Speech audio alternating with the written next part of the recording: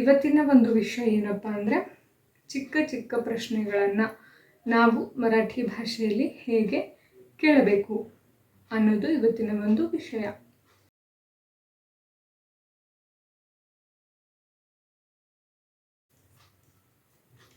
ಎಲ್ರಿಗೂ ನಮಸ್ಕಾರ. ಪ್ರತಿದಿನ ಒಂದು ಹೊಸ ವಿಷಯದ ಜೊತೆಗೆ ನಾನು ನಿಮ್ಮ ಮನೆಗೆ ಬರ್ತಾ ಇದ್ದೀನಿ. ಸೊ ಇವತ್ತು ಕೂಡ ಒಂದು ಹೊಸ ವಿಷಯ ಏನಪ್ಪ ಅಂತಂದರೆ, ಚಿಕ್ಕ ಚಿಕ್ಕ ಪ್ರಶ್ನೆಗಳಿರುತ್ತೆ. ಅದು ನಮ್ಮ ಡೈಲಿ ಯೂಸ್ಗೆ ಡೈಲಿ ಲೈಫಲ್ಲಿ ಯೂಸ್ ಆಗ್ತಾ ಇರುತ್ತೆ. ಅಂಥ ಒಂದು ಚಿಕ್ಕ ಚಿಕ್ಕ ಪ್ರಶ್ನೆಗಳನ್ನು ನಾವು ಮರಾಠಿ ಭಾಷೆಯಲ್ಲಿ ಹೇಗೆ ಕೇಳಬೇಕು ಅನ್ನೋದನ್ನು ಇವತ್ತು ನಾನು ತಿಳಿಸ್ಕೊಡ್ತಾ ಇದ್ದೀನಿ. ಈಗಾಗಲೇ ಸಾಕಷ್ಟು ವಿಡಿಯೋಸ್ಗಳು ಬೇರೆ ಬೇರೆ ವಿಷಯದ ಮೇಲೆ ನಾನು ಮಾಡಿದ್ದೀನಿ ನಿಮಗೆ ಮರಾಠಿ ಭಾಷೆ ಕಲಿಸೋದಕ್ಕೆ. ದಯವಿಟ್ಟು ಯಾರು ಇನ್ನೂ ನೋಡಿಲ್ಲ ಆ ವಿಡಿಯೋಗಳನ್ನು ದಯವಿಟ್ಟು ನೋಡಿ. ಯಾರು ಸುಮ್ಮನೆ ನೋಡ್ತಾ ಇದ್ದೀರೋ ಅವರು ದಯವಿಟ್ಟು ನನ್ನ ಚಾನಲನ್ನು ಸಬ್ಸ್ಕ್ರೈಬ್ ಮಾಡಿ. ಅದು ಯಾವುದಕ್ಕೂ ಖರ್ಚಿಲ್ಲ, ಎಲ್ಲವೂ ಫ್ರೀಯಾಗಿದೆ. ಇನ್ನೊಂದು ವಿಷಯ ಏನು ಅಂದರೆ, ಪ್ರತಿ ಸರಿ ಹೇಳೋ ಹಾಗೆ ನಾನು ಪ್ರತಿಲಿಪಿ ಆ್ಯಪಲ್ಲಿ ಇವತ್ತು ಏನು ಹೇಳ್ಕೊಡ್ತೀನೋ ಅದನ್ನು ಅಲ್ಲಿ ಬರೆದು ಹಾಕ್ತೀನಿ. ಸೊ ಆ ಪ್ರತಿಲಿಪಿ ಆ್ಯಪನ್ನು ಓಪನ್ ಮಾಡಿ. ಯಾರಿಗಿನ್ನೂ ಪ್ರತಿಲಿಪಿ ಆ್ಯಪ್ ಬಗ್ಗೆ ಗೊತ್ತಿಲ್ಲ ಅವರು ಡಿಸ್ಕ್ರಿಪ್ಷನ್ ಬಾಕ್ಸಲ್ಲಿ ಅದರ ಒಂದು ಜಾಯ್ನಿಂಗ್ ಲಿಂಕನ್ನು ನಾನು ಕೊಟ್ಟಿದ್ದೀನಿ. ಅಲ್ಲಿ ಹೋಗಿ ಜಾಯ್ನ್ ಆಗಿ ಆ್ಯಪ್ ಡೌನ್ಲೋಡ್ ಮಾಡಿ. ತದನಂತರ ಇವತ್ತು ಏನು ಬರ್ತಿದ್ದೀನೋ, ಏನು ವಿಡಿಯೋ ಹಾಕಿದ್ದೀನೋ ಅದರ ಒಂದು ಏನು ವಿಡಿಯೋ ಹಾಕಿದ್ದೀನೋ ಅದರ ಒಂದು ಬರವಣಿಗೆಯ ರೂಪವನ್ನು ಅಲ್ಲಿ ಕೊಟ್ಟಿರ್ತೇನೆ. ಸೊ ಅದರ ಒಂದು ಲಿಂಕನ್ನು ಸಹ ಡಿಸ್ಕ್ರಿಪ್ಷನ್ ಬಾಕ್ಸಲ್ಲಿ ಕೊಟ್ಟಿರ್ತೀನಿ. ಸೊ ಅಲ್ಲಿ ಹೋಗಿ ಅದನ್ನು ಓಪನ್ ಮಾಡಿ ಓದಿ, ಅಲ್ಲಿಯೂ ನನ್ನನ್ನು ಹಿಂಬಾಲಿಸಿ ಫಾಲೋ ಮಾಡಿ. ಹಾಗೆ ಸ್ಟಿಕ್ಕರ್ಗಳನ್ನ ನೀಡೋ ಮೂಲಕ ನನಗೆ ಅಲ್ಲಿ ನೀವು ಲೈಕ್ ಕೊಡ್ಬೋದು. ಈ ಯೂಟ್ಯೂಬ್ ಚಾನಲಲ್ಲಿ ಹೇಗೆ ಲೈಕ್ ಕೊಡ್ತೀರಿ ಹಾಗೆ ಅಲ್ಲಿ ಸ್ಟಿಕ್ಕರ್ಗಳನ್ನ ಕೊಟ್ಟರೆ ತುಂಬ ಹೆಲ್ಪ್ ಆಗುತ್ತೆ. ಇದು ಪ್ರತಿ ವಿಡಿಯೋನಲ್ಲಿ ನಾನು ಹೇಳ್ತಾ ಇದ್ದೀನಿ, ಆದರೆ ಇನ್ನೂ ಅಷ್ಟು ಬೆಳವಣಿಗೆ ನನಗೆ ಕಾಣ್ತಾ ಇಲ್ಲ. ಯಾರೂ ಅದರ ಒಂದು ಉಪಯೋಗ ಮಾಡ್ಕೋತಾ ಇಲ್ಲ. ನಿಮಗೋಸ್ಕರನೇ ನಾನು ಬರವಣಿಗೆಯ ರೂಪದಲ್ಲಿ ಕೂಡ ಅಲ್ಲಿ ಕೊಟ್ಟಿರ್ತೀನಿ. ಸೊ ಓದಿ ಅದರ ಒಂದು ಬೆನಿಫಿಟನ್ನು ತಗೊಳ್ಳಿ. ಇವತ್ತಿನ ಒಂದು ವಿಷಯ ಏನಪ್ಪ ಅಂದರೆ, ಚಿಕ್ಕ ಚಿಕ್ಕ ಪ್ರಶ್ನೆಗಳನ್ನು ನಾವು ಮರಾಠಿ ಭಾಷೆಯಲ್ಲಿ ಹೇಗೆ ಕೇಳಬೇಕು ಅನ್ನೋದು ಇವತ್ತಿನ ಒಂದು ವಿಷಯ. ಸೊ ಫಸ್ಟು ನಾವು ತಲೆಗೆ ಬರೋ ಪ್ರಶ್ನೆ ಏನಪ್ಪ ಅಂದರೆ, ಏನಿದು, ವಾಟ್ ಈಸ್ ದಿಸ್ ಅನ್ನೋ ಒಂದು ಇಂಗ್ಲೀಷ್ ವಾಕ್ಯ. ವಾಟ್ ಈಸ್ ದಿಸ್ ಅನ್ನೋ ಒಂದು ಇಂಗ್ಲೀಷ್ ವಾಕ್ಯವನ್ನು ಮರಾಠಿಯಲ್ಲಿ ನಾವು ಹೇಗೆ ಹೇಳಬಹುದು? ವಾಟ್ ಈಸ್ ದಿಸ್, ಏನಿದು.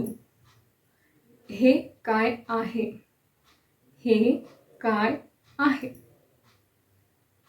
ವಾಟ್ ಈಸ್ ದಿಸ್ ಅಂದರೆ ಹೇ ಕಾಯ್ आहे. ಇನ್ನು where is he. Where is he ಅಂದರೆ ಎಲ್ಲೋ ಇರ್ತೀವಿ, ಯಾರನ್ನೋ ನಾವು ಕೇಳಬೇಕಾಗುತ್ತೆ.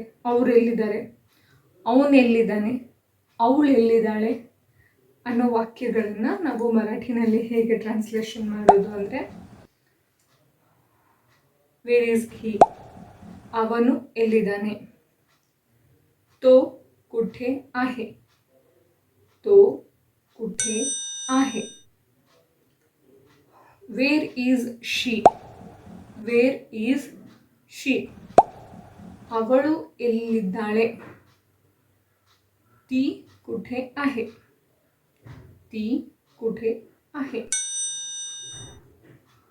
ಅವರು ಎಲ್ಲಿ ಇದ್ದಾರೆ. ವೇರ್ ಆರ್ ದೇ, ಅವರು ಎಲ್ಲಿದ್ದಾರೆ. Where are they. ते कुठे आहात, ते कुठे आहेत, ते कुठे आहेत. ಇವು ನಮ್ಮ 3 ತರಹದ ಪ್ರಶ್ನೆ. 3 ವಿಧವಾಗಿ ನಾನು ನಿಮಗೆ ಎಕ್ಸ್ಪ್ಲೇನ್ ಮಾಡಿದ್ದೀನಿ. ಹಾಗೆ ನೆಕ್ಸ್ಟ್ ಒನ್, ಇದೆಷ್ಟು ಅಂತ ಕೇಳ್ತೀವಿ. ಒಂದು ತರಕಾರಿ ಅಂಗಡಿಗೆ ಹೋಗಲಿ, ಕಿರಾಣಿ ಅಂಗಡಿಗೆ ಹೋಗಲಿ, ಅಥವಾ ಒಂದು ಮೆಡಿಕಲ್ ಶಾಪ್ಗೆ ಹೋಗಿ, ಎಲ್ಲಿಗೆ ಹೋದರೂ, ಒಂದು ಬಟ್ಟೆ ಅಂಗಡಿಗೆ ಹೋದ್ರೂ ಇದೆಷ್ಟು ಅನ್ನೋ ಒಂದು ವಸ್ತುವಿನ ಬೆಲೆಯನ್ನು ಕೇಳ್ತೀವಿ. ಅದಕ್ಕೆ ನಾವು ಮರಾಠಿಯಲ್ಲಿ ಹೇಗೆ ಕೇಳಬೇಕು ಅಂದರೆ हे कितीला, हे कितीला किंवा हे केवढ्याला. ಇದು ಕಾಮನ್ ಆಗಿ ಒಂದಷ್ಟು ಮಾರ್ಕೆಟಿಗೆ ಅದು ಹೋದಾಗ ವಿಚಾರಿಸ್ತೀವಿ, ಕೇಳ್ತೀವಿ. ಹೇ ಕೆವಡ್ಯಾಲ, ಹೇ ಕಿತಿಲ ಅಂದರೆ ಇದೆಷ್ಟು. ಹೇ ಕಿತಿಲ, ಹೇ ಕೆವಡ್ಯಾಲ. ಹಾಗೆ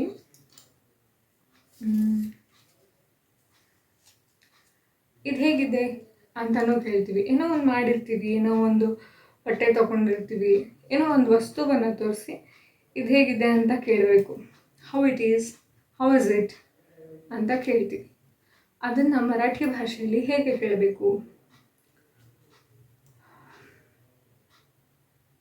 हे कसं आहे, हे कसं आहे.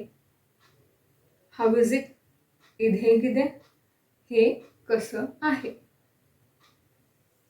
ಹಾಗೆಯೇ ನಿಮ್ಮ ಒಪಿನಿಯನ್ ಏನು ಅಂತ ಕೇಳ್ತೀವಿ, ಅಥವಾ ನೀವೇನಂತೀರಾ ಅಂತಲೂ ಕೇಳ್ತೀವಿ. ಅದನ್ನು ಇಂಗ್ಲೀಷಲ್ಲಿ what did you say, what do you say ಅಂತ ಕೇಳ್ತೀವಿ. ಅದನ್ನು ಮರಾಠಿ ಭಾಷೆಯಲ್ಲಿ तुम्ही काय म्हणता ಅಂದರೆ ನೀವೇನು ಹೇಳ್ತೀರಾ, तुम्ही काय म्हणता ನೀವೇನು ಹೇಳ್ತೀರಾ.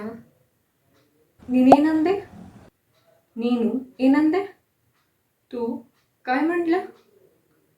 ಇಲ್ಲಿ काय म्हटलास ಅನ್ನೋದು ಒಬ್ಬ ಹುಡುಗನಿಗೆ ಅಥವಾ ಒಂದು ಪುರುಷ ಪುಲ್ಲಿಂಗವನ್ನು ತೋರಿಸುತ್ತೆ.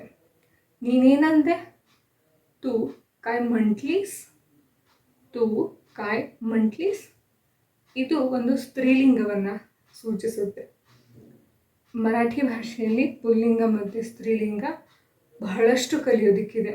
ನಾವು ಇಬ್ಬರಿಗೂ ಒಂದೇ ರೀತಿಯ ಪ್ರಶ್ನೆ ಕೇಳ್ತೀವಿ, ನೀನೇನಂದೆ. ಆದರೆ ಮರಾಠಿ ಭಾಷೆಯಲ್ಲಿ ವೇಗವಾಗಿ ಬೇರೆ ಬೇರೆಯಾಗಿ ಕೇಳಬೇಕಾಗುತ್ತೆ. ಇದು ಇವತ್ತಿನ ಒಂದು ವಿಷಯ. ಈ ಒಂದು ವಿಡಿಯೋ ನಿಮಗೆ ಅರ್ಥ ಆಗಿದೆ ಅನ್ಕೋತೀನಿ. ಯಾರಿಗೆ ಅರ್ಥ ಆಗಿಲ್ವೋ ಅವರು ಮೊದಲಿಂದನೂ ವಿಡಿಯೋ ನೋಡಿ. ತುಂಬ ನೀಟಾಗಿ ಎಕ್ಸ್ಪ್ಲೈನ್ ಮಾಡಿದ್ದೀನಿ, ತುಂಬ ನಿಧಾನವಾಗಿ ಎಕ್ಸ್ಪ್ಲೈನ್ ಮಾಡಿದ್ದೀನಿ. ಇದರ ಒಂದು ಬರವಣಿಗೆಯ ರೂಪವನ್ನು ನಾನು ಪ್ರತಿಲಿಪಿ ಆ್ಯಪಲ್ಲಿ ಕೊಟ್ಟಿರ್ತೀನಿ. ಸೊ ಆ ಆ್ಯಪನ್ನು ಓಪನ್ ಮಾಡಿ ಅಲ್ಲೇ ಓದಿ ಅದರ ಒಂದು ಬೆನಿಫಿಟನ್ನು ತಗೊಳ್ಳಿ. ಅಲ್ಲಿ ನನಗೆ ಸ್ಟಿಕ್ಕರ್ ನೀಡಿ, ಸೊ ಅದರಿಂದ ನನಗೆ ತುಂಬ ಸಹಾಯ ಆಗುತ್ತೆ. ಮತ್ತೊಂದು ಹೊಸ ವಿಡಿಯೋ ಜೊತೆಗೆ ಮತ್ತೆ ಬರ್ತೀನಿ. ಅಲ್ಲಿಯವರೆಗೂ ನಮಸ್ತೆ.